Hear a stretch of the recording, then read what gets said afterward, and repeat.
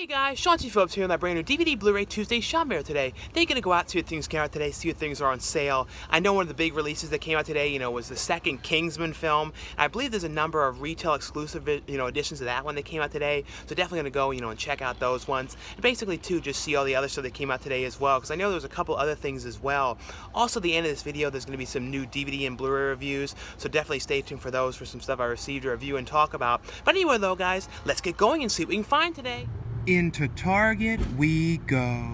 So it's about like 1 p.m. now, so hopefully they have the movies and stuff put out. It's a little later. Sometimes I'm here at like noon and stuff, so fingers crossed that all the movies and stuff are put out and I don't have to go to a second Target, because the last few weeks I've been always going to second Targets because this one never has the stuff out. So hopefully they do. Well, good sign. I see in the front of the store they actually have the movies out. I'll look in the section as well. But one of the big things that came out today was, Game of Thrones. And they have this, exclusive edition here of, the Kingsman The Gold Circle. That was the sequel that came out. And this one has, like, some kind of, like, statesman's whiskey stones inside. I don't know exactly what those are. It's something, I guess, you put in whiskey or something. I don't really drink at all, so I don't really know what those are. But that one is $19.99. It's kind of a funny thing though, and their 4K is $24.99. And this was the other ones that released today, Home Again, which I didn't honestly like that one very much. This one that was really good though, Detroit. This is about the riots in Detroit. This was really, really well done. The main kid in this was from, the newest Star Wars films, but I really like that one. They also have this collection here with both of the Kingsman movies here for $29.99 on Blu-ray. But let's head over to the section though and see if there's anything else over there. But over here though in the actual section, I just realized too, for the Game of Thrones account today, the complete 7th season, they have like an exclusive edition here, only a Target one, which has a bonus disc, Ice, Fire, and Dragons Creating the Frozen Lake. So that's an exclusive thing here, because all of them come though with this disc here in the back. This one bonus disc, which I think was like an animated type thing there, but this one has an exclusive one. It's the same price though. Other than that though, the only other thing I see over here was this one, All Saints. But other than that, that's pretty much all the major things I see, they released in here today. And I actually got one thing in there, and this is one of those things I've been looking for the Blu-ray for a while. You always see the DVD and stuff, but I haven't actually seen this movie in a really, really long time. It was only $5, and it's the Steve Martin movie, The Jerk. And this is one of those ones with those, the face covers they have. Like they have one like of this, of like Night Professor and a number of other ones. But definitely one I wanted to see again. Like I said, too, only $5 was, not bad at all for this one. Into the Valley Thrift Store we go.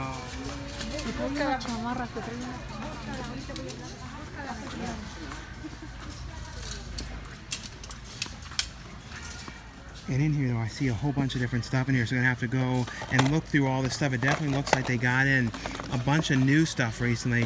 And I see down there too, back there, Apocalypso, the DVD of it. That was one thing I didn't get the last time, because I didn't get the Blu-ray, because I didn't know if I would like that one. Everyone was saying I should get it. This is some weird thing here. Alec to the Rescue. I do not know what this one is. I'll have to look this one up. This is from Platinum Disc. This company I know is out of business, and they released, Meet the Hollowheads and stuff. Some of their stuff is kind of valuable. It's kind of sporadic which ones of theirs are, have any value. But like I said, just going to go and look through all this, because I can tell there's definitely a whole bunch of new stuff. So hopefully I can find something out of print in here today. Well, I actually found a couple of things in here. I'll show you guys when I get out front, but huge line in here. But I, combed through everything and did find like the 3 pretty decent things here. And like I said, I actually found some decent things in there. Like they're not all the most valuable, but they're ones I actually been trying to find, like the Michael Keaton movie Multiplicity, where it's like a whole bunch of him. I haven't seen that movie in years, but really wanted to see that again. Then I found The Visitors, which was the original movie that they remade that movie with Jean Reno, who also was in the remake as well, called Just Visiting. And this weird thing here called Who Shot Johnny Rock, which is like a DVD kind of, one of those kind of games you can kind of control like what the characters do and stuff. That one seems to sell for like $15 to $20. So these were all only $2 each. So pretty decent finds, because I hadn't found anything, out of print or, kind of rare in there in a long time. Multiplicity though isn't, super rare or anything, but it's just one you don't see too often. Into Walmart we go. And they have in here these like editions here of like Pirates of the Caribbean, Dead Men Tell No Tales, Guardians of the Galaxy Volume 2, and they all have on here these like different kind of like only at Walmart things. This has like the Marvel Cinematic Experience. I don't even know if these are like an extra bonus disc, or like the Marvel ones have that on them, but then like the Disney ones, they have like 3 heartwarming classic shorts. Like I said, I don't know what those are on, if they're like a digital thing or there's like a bonus disc or something on them. Those ones are all, you know, the shorts are all with like Moana, The Lion King, Beauty and the Beast, and like I said, and then these Marvel Cinematic Universe ones are on the 2 Marvel ones there. And they have a standee out here for, you know, the complete 7th season of Game of Thrones. And they actually have a bonus disc here as well with Game of Thrones. This has a thing here on the visual effects of the show. That's kind of cool. So Target and Walmart both have, you know, exclusive bonus discs for the show on here. And in here though, they even have a exclusive edition here of the Kingsman, and it's like a 4K gift set. It looks like it's only $19.99 for their 4K edition here, as far as I can tell. Yeah, see, oh no, is that the wrong spot? So I guess it's $24.99 for that edition, but it has in here a little Funko Pop character in here, which is, you know, the exclusive thing. So that's pretty cool. And it's like, yeah, Eggsy, the Eggsy character, and it seems like it's the same one in all of those. Other than that though, in here though, like I said, they had Home Again for $19.99, All Saints, Detroit, and then this one that I talked about recently, I thought this was actually a pretty cool, you know, throwback slasher film, Once Upon a Time at Christmas, and that one's here for $14.96 here, and I really kind of like this one. And you know, I don't know, I thought this was a pretty fun slasher movie here. And then I think this one, this thing released here as well, this movie called like Potterville, and it's like a movie with Michael Shannon. I don't know anything about this movie, and I don't know when this is from, if it's a movie. I feel like it's kind of a movie that might have been like sitting around for a while or something. I don't know anything about this one. If you guys have seen this movie, let me know if this one's any good or not. But kind of looks interesting though. It's like, I don't know what it is, but it doesn't seem the kind of thing he would be in though. But there's a lot of people in this though, you know, Thomas Lennon, you know, Ron Perlman, Christina Hendricks, so a lot of people in this, Judy Greer. But if you guys have seen this one though, let me know if that one's any good or not. And this past weekend I saw a couple of different films. The first one I saw was The Disaster Artist. That stars James Franco, and it's him playing Tommy Wiseau, and it's the story about the making of the film The Room, which is, you know, considered one of the best, worst movies of all time. You know, it'd be cool if they made a movie like this, you know, about, you know, reenacting the making of Troll 2, you know, because that's one of the other movies that's considered, you know, the best, worst movie of all time. But James Franco did an amazing job, you know, playing Tommy. He actually, you know, got a Golden Globe nomination, you know, for his acting in this. And, you know, he has a good chance of winning. He really did an amazing job. And, you know, I don't know, I really thought that was a great, really fun movie, you know, definitely. And I feel like even if you guys haven't seen The Room, you know, the movie that it's about the making of, I think you could still pick up the whole thing. And I love too seeing the stuff when they show like side-by-side comparisons to his scene, you know, him doing Tommy and the other actors, you know, reenacting the scenes from the movie and then like showing them, comparing them. The other one that I saw was The Shape of Water. And that was really an interesting movie. You know, it was directed by Guillermo del Toro, and it was set in the 60s, and it was about a woman who works as a janitor at this kind of like science sort of air and space kind of place. And they get in this shipment, and it's a kind of like a sort of like a creature from the Black Lagoon type creature, and like they're kind of Michael Shannon's character is kind of like sort of torturing this character and like, you know, shocking him with this thing, and she kind of starts to kind of form this sort of love for this creature, and it's kind of her, and it's kind of like what ends up happening and stuff. But it was a really well done movie. You know, I really like that. It's probably one of my favorite Guillermo del Toro movies, but I think his best still is Pan's Labyrinth. And the other one that I saw was Just Getting Started, which was, you know, starring Tommy Lee Jones and Morgan Freeman. And that movie, to be honest, was not that amazing. It was not that great. It's got really negative reviews and stuff. And it was a movie that was sort of trying to be like a grumpy old man kind of movie, because it was set in a, you know, a retirement community. I think it was sort of like a 55 and up kind of retirement community, because it was sort of younger people and then older people there. And it was like Morgan Freeman is kind of the manager and runs this, you know, community. And Tommy Lee Jones comes there, and you know, all the women start kind of liking him, and Morgan Freeman and Tommy Lee Jones are both kind of competing for women there, and they're kind of having all these kind of arguments and stuff. But is also like a plot about someone who's coming to try and kill Morgan Freeman for one reason or another. But I don't know, it was one of those movies that just, like, a lot of the jokes really were not that funny, and nothing, it wasn't hitting perfectly. I mean, it was okay. It was also a Christmas movie, so I didn't even know that, you know, from the trailers or anything. And it was one of those movies, too, where, like, there was really strange way that the extras were acting in the background. Like, they were, like, it was one of those things where it was like the extras were paying way more attention to the main actors than I've ever seen in a long time. Like, I remember in Return to Sleepaway Camp, it was like one of those other movies where it was like one of those movies that was not amazing, but I kind of really liked it because it was just so, like, everything in it was peculiar, and like especially the extras were just sort of standing there planted in the scenes and kind of like looking real weird and stuff. And that's what the extras were doing in this movie, was just standing there kind of watching and like paying way more attention than they should to the actors and stuff. I don't know, it's just, if any of you guys saw that, let me know if you noticed that like weird way that the extras were acting in that movie. But let me know too, well, if you guys saw any of those movies, or what movies you saw this past weekend as well. Into Best Buy we go. And in here, though, they have a Steelbook edition here, exclusive, only a Best Buy Steelbook of, the Kingsman and the Golden Circle. Like I said, let me know how this one was. I liked the first Kingsman movie. I have not seen this one, though. Let me know if this one is worth, picking up.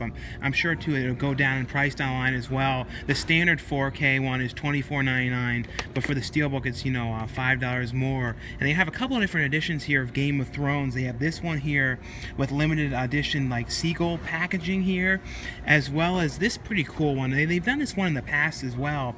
This one is like in a case like this with a collectible magnet, so that's kind of a cool edition here. That one's $5 more for that one, so $49.99 for this edition with the magnet in this kind of case, and this edition here is $44.99, and then the standard Blu-ray is $39.99. But other than that, in here, that seems to be all of the major things that released today. Like I said, in the front though, they had Detroit. This also released today, though, Ducktales, and I'm also going to be talking about that one at the end of this video. And the one thing I forgot to show that came out today, I only saw it at Walmart, was the 4K edition of Moonlight. That released today as well. And it's funny in here, they're using the Black Friday things again for like movies last minute. I guess like, I don't know what these things are, but like certain things that are back on sale again for $14.99, like Lucky Logan. So these pretty much seem to be mostly the Black Friday titles. They've added a couple things in here, like Jumanji. I don't believe that was in here originally for $9.99. That's the new edition of Jumanji. And I don't think Blade Runner: The Final Cut was part of that before as well. And then they have like Bridget Jones's Baby. That's not a bad price for the Blu-ray of that. That's actually a pretty decent price. I kind of like that one. That's definitely a pretty decent price for that. And they also have the Nut Job, the original Nut Job, for $5, and Jingle All the Way down there. So that's kind of cool. So it definitely seems like it's some of the same Black Friday titles, and then a couple new ones that I don't remember seeing last time. So anyway though, guys, that's all for this DVD Blu-ray Tuesday shopping video. Sunny, I can't even tell I can see myself, but it's super sunny here. But like I always say, if you guys enjoy these shopping videos, definitely give this video a thumbs up. And now stay tuned now for some new DVD and Blu-ray reviews. And the first one I got here from Lionsgate here, and this one is actually one I was really interested in seeing, because this is the prequel to the original Texas Chainsaw Massacre, and this is Leatherface. Now I'm going to be very careful how I explain this film so I don't spoil anything and some of the stuff that happens in this one. But it was a very, very different take, though, on the whole Leatherface, because it was a young Leatherface who gets sent to this mental hospital because he's accused of killing this woman, or they believe he may have had something to do with it. And his family, the Sawyer family, was always up to no good in the town. And so because of that, he gets sent away. This is years later, and it's him during there's like a crazy raid at the mental hospital, and a whole bunch of patients along with Leatherface end up going on the run. So it's kind of them going on like this sort of killing spree. It's almost like if you took like a movie like Natural Born Killers, about like the characters going around killing people, and then like combining it with the Texas Chainsaw Massacre kind of vibe. That's sort of what it was. Became kind of like a road movie of them all going on this killing spree, and then the cop who ended up putting Leatherface away in the mental hospital is kind of like on the trail trying to track them down and stuff. But like I said, this one had some very, very mixed opinions. But when it comes to like what they did with this, I actually like this a lot more than I like the Texas Chainsaw 3D, the last Texas Chainsaw Massacre film, which was, that took place right after Texas Chainsaw Massacre. Like 10 seconds after that movie ended, that one picked up, but it had some weird kind of continuity things with the characters and their ages and stuff, but it was kind of like had some silly comedy to it and stuff. So like there was stuff I kind of liked about that one a little bit, but this one actually as a movie, I kind of liked, like I said, that it was a very, very different kind of vibe. It's by no means perfect or anything, but I liked that it wasn't just the exact same kind of like a remake or the same thing again, that it went like a very totally different direction to this. But it has on here though a making of on here and deleted scenes. But if you guys have seen this one though, let me know, what you guys thought of it. This one here from Lionsgate as well. And I didn't know this until I, put the movie in. Lucky McGee, who directed May and The Woman, All Cheerleaders Must Die. I always really like his stuff, and he also directed Sick Girl, the episode of Masters of Horror, which is probably like my favorite episode of Masters of Horror. I just love that that concept of that episode. But this movie here, he directed. This is a movie called Blood Money, and it stars the kid from Boyhood and John Cusack, and it's essentially about John Cusack as this guy. You see him jumping out of an airplane, and like he drops down these giant sacks of money from the airplane, and he goes into falls into this kind of lake in the middle of the woods. And it's about these three friends who are going, kind of like having a reunion together. They haven't seen each other. Like the girl with the one guy has sort of seen each other, I think, at school here and there a little bit, but the one guy, he hasn't seen them since they graduated high school. Seen her since he graduated high school. But both of them kind of have this fling with the girl. Like the one guy saw her at one point, in high school, and then the other guy is sort of seeing her now. So it's this real awkward tension between them out in the woods. So there's a lot of arguing with each other. But essentially, though, the girl ends up finding the money that John Cusack's character drops from the plane, and she's like, I gotta keep this money. I have all these bills, and I at school I'm having all these problems. I need this money. So it's like essentially when she finds this money, she goes kind of totally crazy, and it's John Cusack's character out in the middle of the woods trying to find his money. And of course, though, he figures out, what has happened and who's taken the money, and it's kind of like him trying to get it back. And I think I liked about this movie was it goes totally crazy. It's like one of those things what money will do to some people and how crazy and insane they can get, to keep this money and hold on to this money. And because it's a very different movie for Lucky McGee too, to direct. I thought a different kind of film, but he brought his kind of spin and kind of gave it, even though it's not a horror film, he gave it a dark kind of horror vibe to some of the scenes and stuff. I don't know. I kind of like this movie just because it was so crazy, and John Cusack's character is totally nuts in this, and he has this crazy look in this. He's wearing this bandana and these crazy glasses and stuff. I don't know. I really got into this movie and liked just the craziness to this film. This has on here a making of a featurette on this one.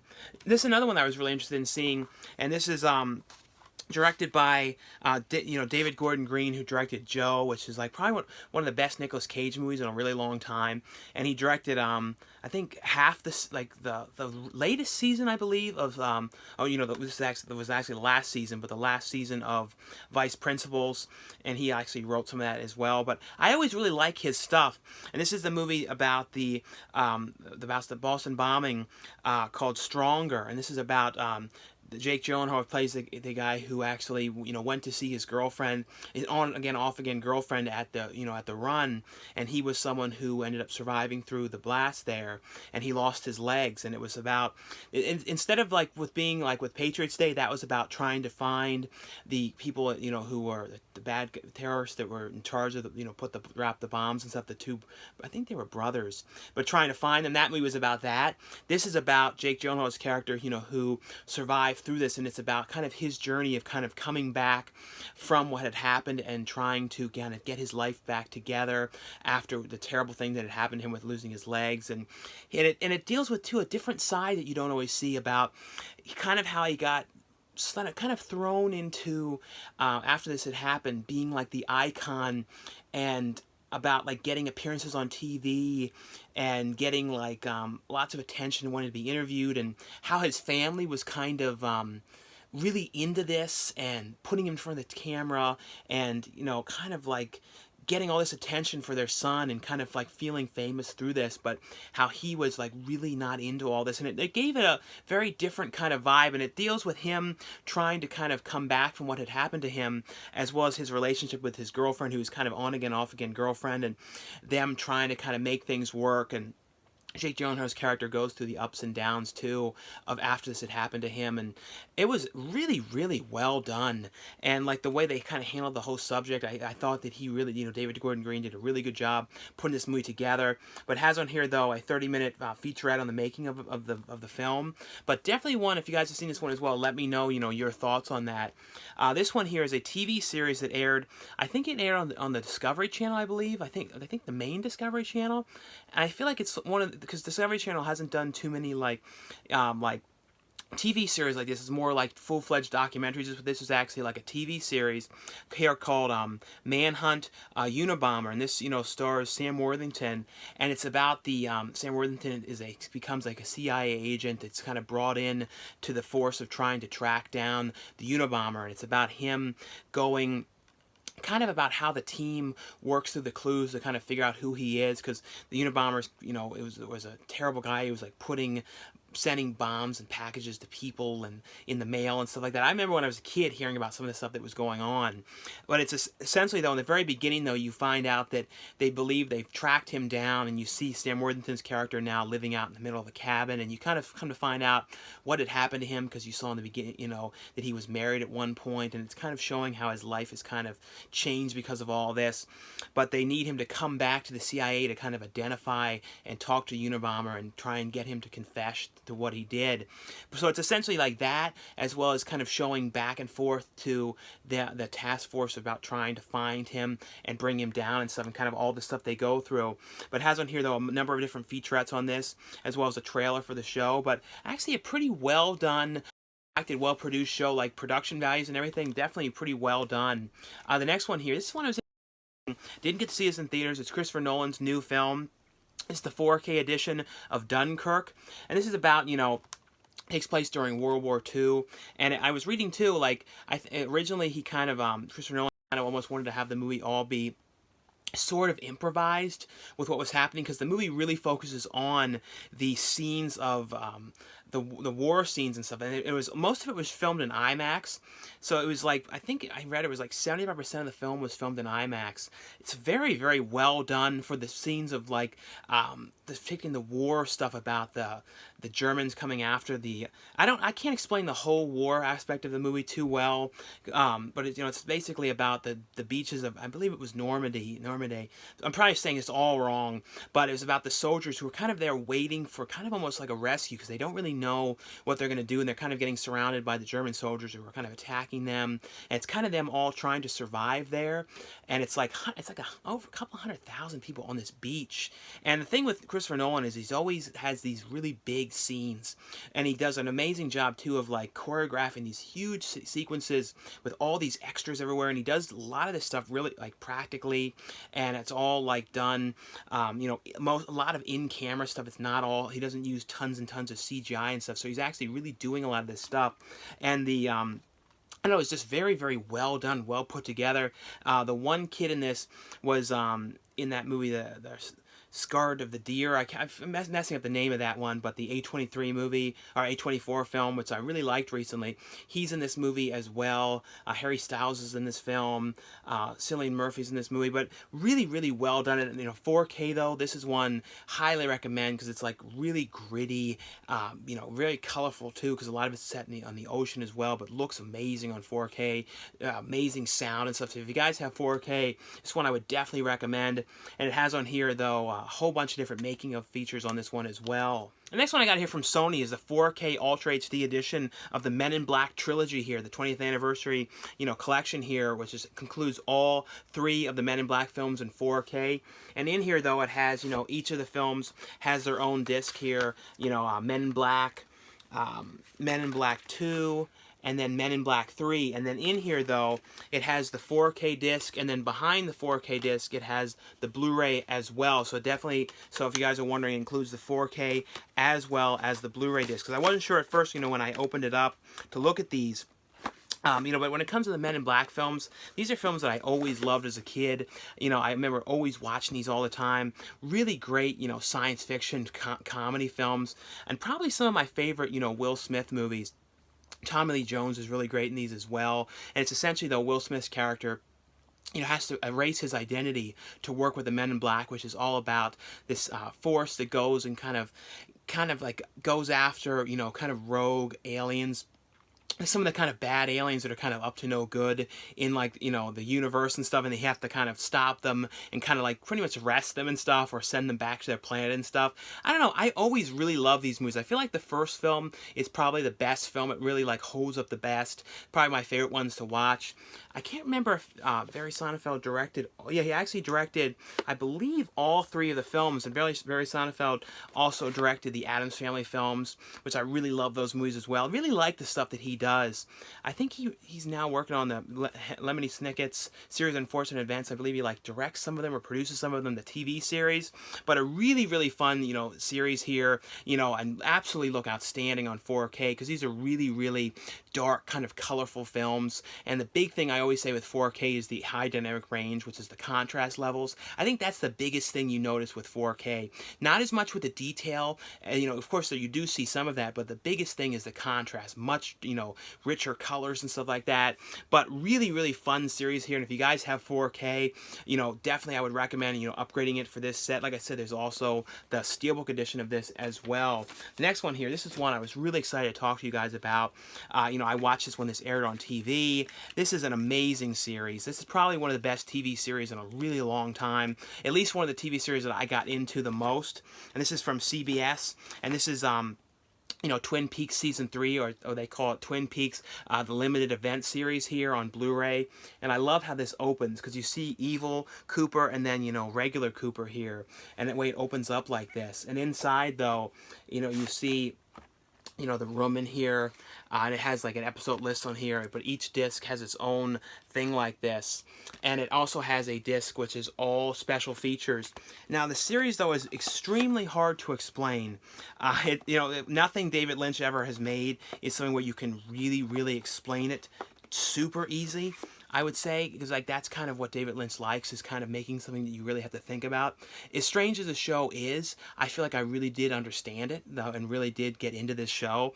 It's essentially, though, there ends up being 2 Coopers, the evil Cooper, and then Cooper who comes back in the body of Dougie Jones, and he's kind of like stuck in this Dougie Jones. You're like, is he ever going to come back, Cooper? Because Dougie Jones is kind of like never talks, and he kind of seems really kind of like he doesn't know if he knows what's going on and stuff, and essentially that is what it is. Like, evil Cooper is going around doing terrible things, and then Agent Dale Cooper is stuck in Dougie's body, living with Naomi Watts, who's his wife, and his son, and it's just essentially like this. It's extremely hard to explain, because David Lynch 2 also has like lots and lots of characters kind of come in for like one scene, and you're like, oh, what did that character mean to this? But it's just, if you know David Lynch and you know Twin Peaks and you know this kind of world and stuff, because he goes and he brings back, all the characters and stuff, and kind of gives them,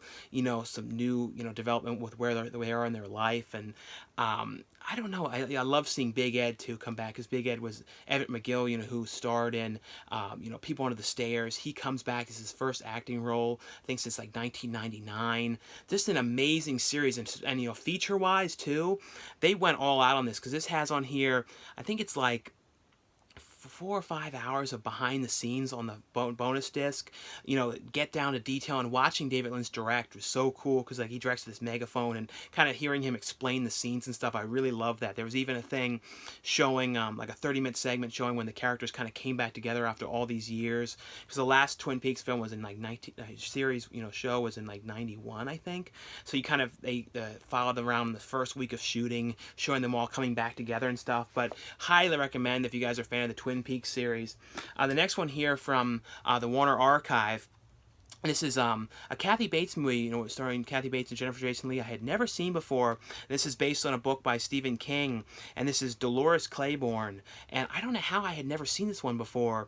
And it was, Kathy Bates and Jennifer Jason Leigh were amazing in this. And in the very beginning of the film, you see this old woman fall down the steps, and Kathy Bates kind of is like freaking out, and then goes into the kitchen and grabs this like rolling pin and is about to like hit the woman over the head, and the mailman sees, and Kathy Bates' character ends up getting arrested for this, and she's like going, no, I wasn't, this isn't what you think, and I didn't kill her, I know it seems like I did, but I didn't.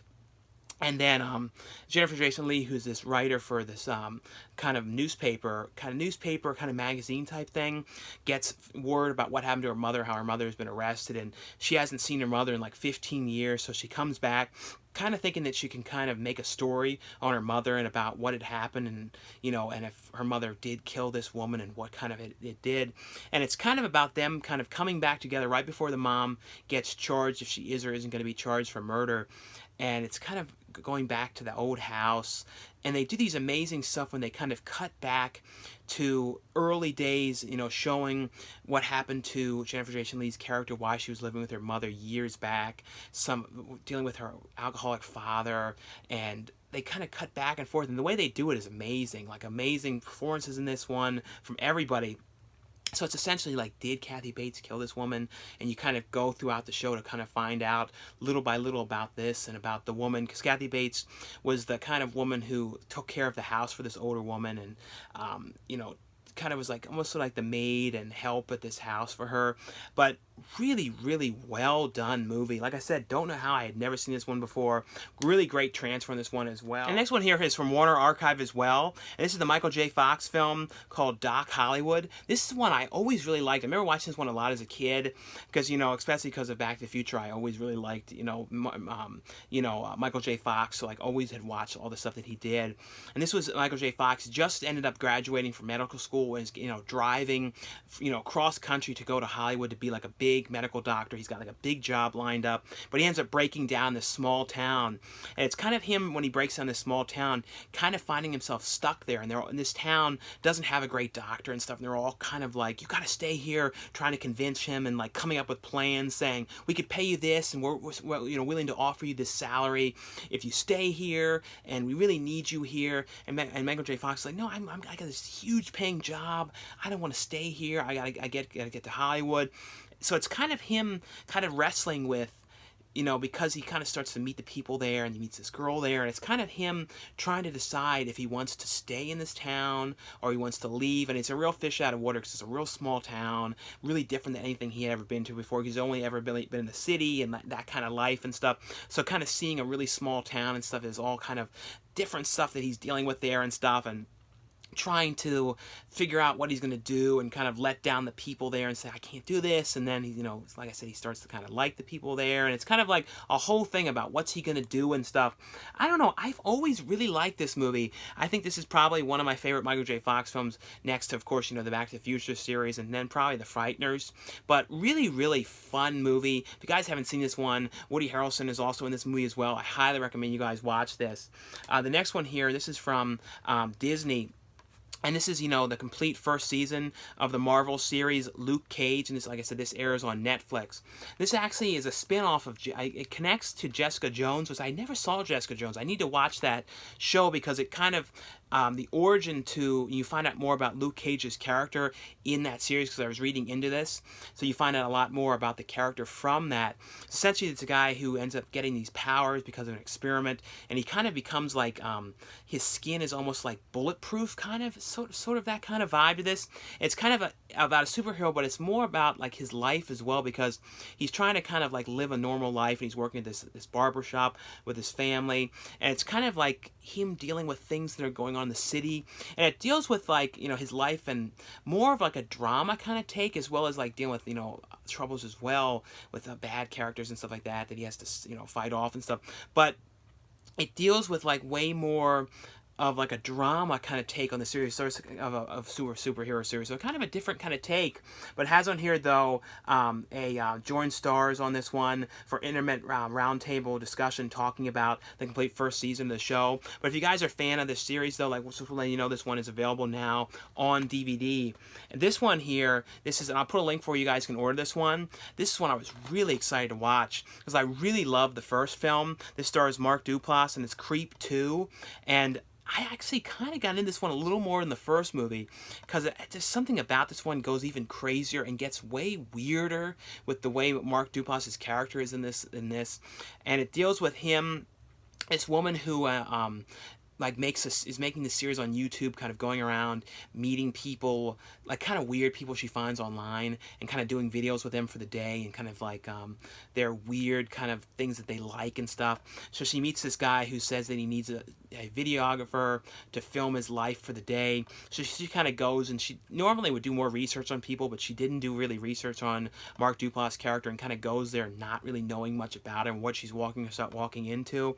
And Mark Duplass is like starts talking to her on camera, and he's like, well, I'm a serial killer, and tonight I'm going to die, and this is like, I'm going to tell you everything about myself, and tell you, and of course, though, you know from the first film that Mark Duplass is like crazy, and he's killed people, and he films the whole thing, and he's nuts.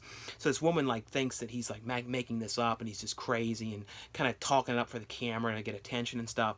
So it's kind of about her throughout the night, and all these weird things that go on, and the weird stuff he says to her, and the weird stuff that they're filming throughout the day. And I really like the actress too, that is the girl who's doing the documentary. She actually directs stuff as well, and she directed a movie coming up that sounds really interesting with Chloe Grace coming out.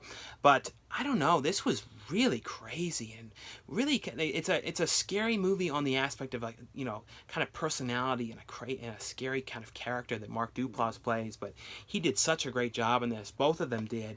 Really love this one. To me, I thought this was a great follow-up sequel, you know, to the film. The next one here from Disney, and this is Ducktales. This is the new series of Ducktales, Disney's Ducktales, and this has you know, it has some bonus episodes on here as well, bonus shorts.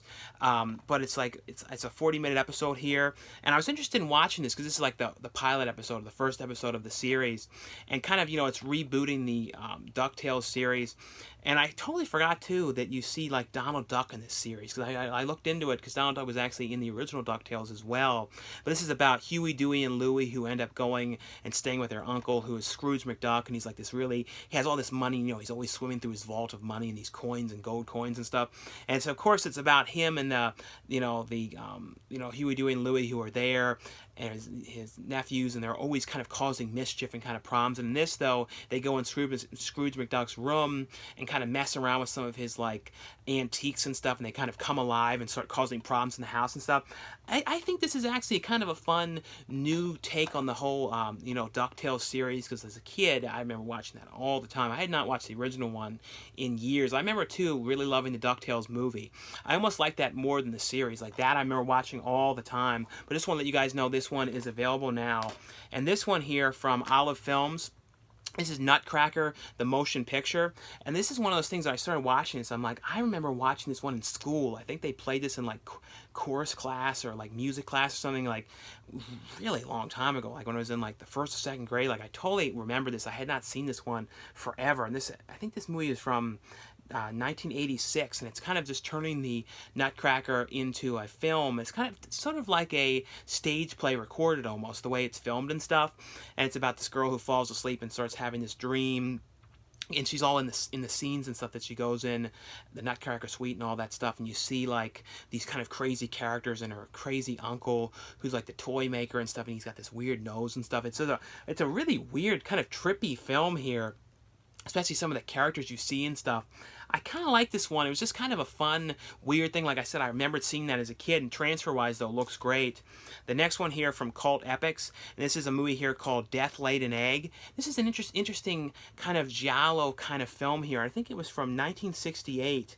And this one is an Italian film, and it's transfer-wise, though, it's actually a pretty decent transfer. Not like it's one of those ones too. I know they probably did not have the greatest elements left for this film, because it's a really kind of obscure movie. But what they had, they did a really good job, clean this one up. It's essentially about this couple that work on this real high-tech kind of chicken farm, and they're doing kind of experiments, and they're doing weird sort of experiments with the chicken, and they kind of have this sort of relationship with this other woman, this younger woman who's there, and like the wife is always talking about her, but you see in the beginning, you see this one woman getting killed, and you know that there's like some kind of a bad character, and you're like, is it this husband? You don't know for certain like what's going on, and it's kind of about like deals too with like people trying to steal the formula for this, you know, chicken farm stuff, and kind of weird betrayals and stuff like that. Like, it's very interesting, different kind of giallo film here. It has on here though isolated score on here as well, like really good music on this. The next one here is from Strand Releasing. I had to cover this just so anyone can say, because like these guys in these Speedo bathing suits. But it's a documentary here called Dreamboat, and this was a really pretty well done documentary. I wish that it would have kind of talked a little bit more about the boat itself and kind of how the origin of it all started. It's essentially, though, it's a documentary about this gay cruise that people come, and they come from all over the world to go on this cruise, and I think it goes for like a week. And it's kind of the way they did it too. You see like all these kind of dance scenes on the deck of the pool, and then they like go and like talk to certain people and kind of get their story, like kind of like their coming out story. Kind of some of the people come from areas where, like, you know, if you're gay, they have all these problems, and it's like almost like illegal, and people get killed for it. And they're kind of talking about how they left and moved to other, you know, other countries because of this. And it deals with all their kind of stuff they're going through, and some of the characters are really sad too, having problems in their life, and all. It's a really well done character study documentary about these characters. Like I said though, I wish it talked a little bit more about kind of the origin of the cruise itself and kind of how all that it came to be and that. But like other than that though, it was actually pretty well done, following everybody around, and I really great cinematography as well on this. And the last one here from PBS is Cooks County Season 10. And this is kind of the spin-off to America's Test Kitchen. It's some of the people from the Test Kitchen, mainly the one guy who always goes and does like testing, like, is this the best this, or the best ketchup, or the best brown sugar and all that. I always love those like testing segments. But this is more of like a cooking show, showing them cooking certain dishes and stuff like that. You know, they have on here like all kinds of different types of cooking dishes. And this is a you know, a 2-disc set here of this. If you guys like are a fan of the Test Kitchen series, like I said, this is sort of the spin-off series that they've done for years, but focusing more on the cooking show aspect of that. But anyway, guys, that's all for the review portion of this video. Thanks again for watching and subscribing. I'll see you guys later.